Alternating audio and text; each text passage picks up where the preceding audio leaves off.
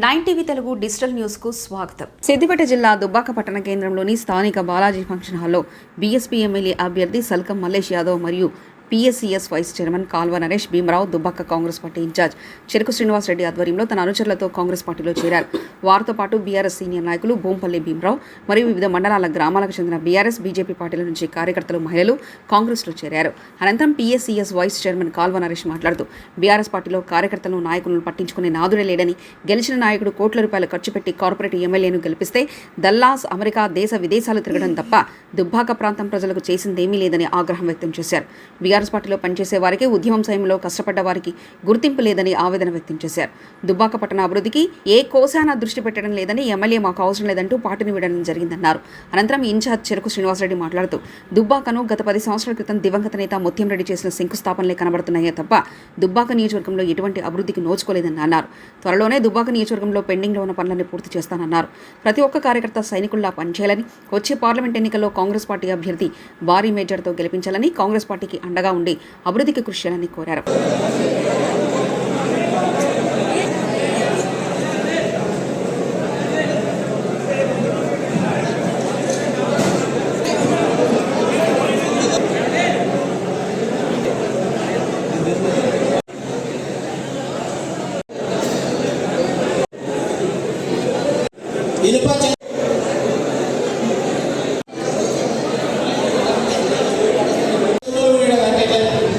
స్థాపితమైతే అప్పుడు పాత దుబ్బాక లేకుండే, పాత దొమ్మాడి నియోజకవర్గం ఉండే. పాత దొమ్మాడి నియోజకవర్గం నుంచి మొదలుకుంటే నేటి దుబ్బాక వరకు తెలంగాణ ఉద్యమంలో గద్దెగట్టి పాట పాడి కేసీఆర్తో నేను అన్ని రంగాలలో ముందున్నటువంటి వ్యక్తిని. కనీసం ఈనాటికి కూడా నన్ను గుర్తించలేని పరిస్థితి ఏర్పడదు. కాబట్టి ఈరోజు కాంగ్రెస్ పార్టీ కన్నతల్లాంటి పార్టీ కాబట్టి మా చెరుకు శ్రీనివాసరెడ్డి నాయకత్వాన ఈరోజు కాంగ్రెస్ పార్టీలో చేరడం జరిగింది. అదేవిధంగా రేపు భవిష్యత్ తరాలలో కూడా రాబోయే ఎన్నికల్లో కూడా మేము ఈ మెదక్ పార్లమెంట్ అభ్యర్థిని కూడా భారీ మెజార్టీతో గెలిపించుకున్నాం. 2019 స్థానిక సంస్థల ఎన్నికల్లో భూంపల్లి బక్కి వెంకటయ్య దంపతుల మీద భూంపల్లి సర్పంచ్గా ఓడిపోయినా కానీ నాకు చాలా అనేక రకాలుగా ఇబ్బందులకు గురి చేసిన బక్కి వెంకటయ్య నేను పోయి మా కేపీఆర్ ఎంపీ గారు ఉన్నప్పుడు చెప్పినప్పుడు కూడా నా సమస్యను పట్టించుకోలేదు. కాబట్టి ఈసారి కాంగ్రెస్ ప్రభుత్వం హయాంలో ఖచ్చితంగా కన్నదల్లి లాంటి కాంగ్రెస్ పార్టీ అందరిని అక్కున చేర్చుకొని అందరిని ఆదరిస్తారని చెప్పి నమ్ముతూ ఇలా చెరుకు శ్రీనివాసరెడ్డి నాయకత్వంలో కాంగ్రెస్ పార్టీలో చేర్చినందుకు ధన్యవాదాలు తెలియజేస్తున్నారు. పాలన బాగుందని సీనన్న ఆధారంగా ఇది అది మంత్రులని కొంతమంది మిస్ అయ్యారు, కొంతమంది వచ్చి వస్తామని చాలా సంతోషం. సీనన్న ఆధారం దేవుడు దేనికైనా ముందుకుండి సీనన్న ఆధారంలో నడిచి అందుబాటులో ఏదంటే ఊరికేదానికి అన్నిటికీ రెడీ ఉన్నాం, సిద్ధంగా ఉన్నాం. దీనికి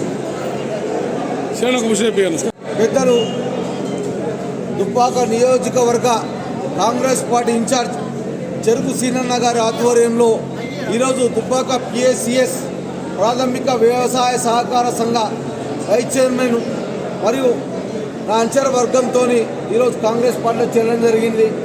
చాలామంది చాలా విధాలుగా అంటారు, అధికారం రాగానే అధికార పార్టీలకు పోయి చేరుతురు అని చెప్పేసి. కొంతమందికి నేను చెప్తా ఉన్నాను, ఎప్పుడు కూడా ఉద్యమంలో పనిచేసినాం, ఉద్యమం కోసం పనిచేసినాం. కానీ ఏనాడు అవకతవకలు చేయలే, ఏనాడు పార్టీ కోసం కష్టపడడం తప్పించి పార్టీలో ఏ సొమ్ముదిలే. ఈరోజు లక్షల కోట్ల రూపాయలు ఖర్చు పెట్టి మీరు అధికారంలోకి వచ్చారు. ఒక కార్పొరేట్ వ్యవస్థను, ఒక కార్పొరేట్ని తీసుకొచ్చి దుబ్బాక ఎమ్మెల్యేగా చేశారు. ఈరోజు ప్రజల పాలనలో ప్రజల కోసం ఏం చేస్తలేడు. ఏమని అడిగితే నేను డల్లాస్లో ఉన్నాను, అమెరికాలో ఉన్నాను.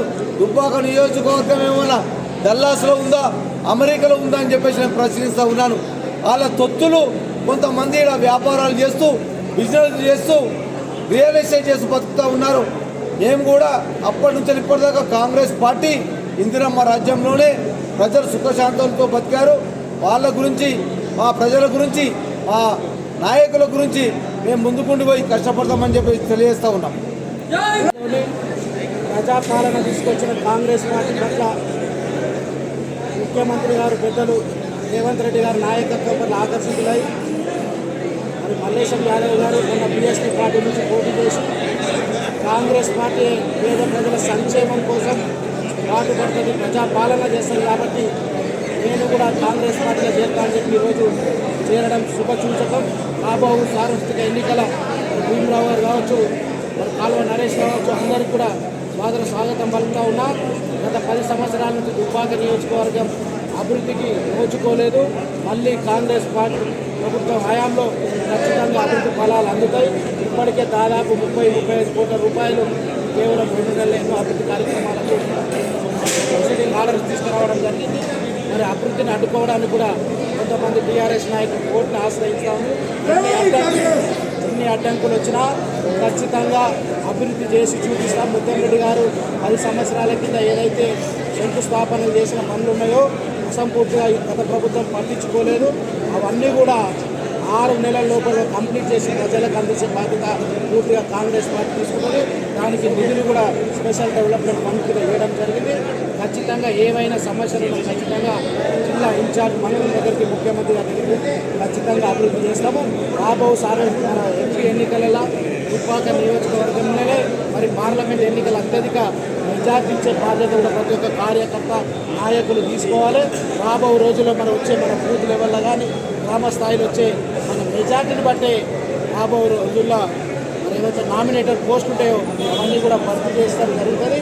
కాబట్టి కార్యకర్తలు 2 నెలలు అన్నీ మర్చిపోయి కాంగ్రెస్ పార్టీ జెండా ఎగరేసుకుని అత్యధిక మెజార్టీ మెదక్ పార్లమెంట్ తీసుకురావాలని మనస్ఫూర్తిగా సెలవు తీసుకున్నాను. జై కాంగ్రెస్.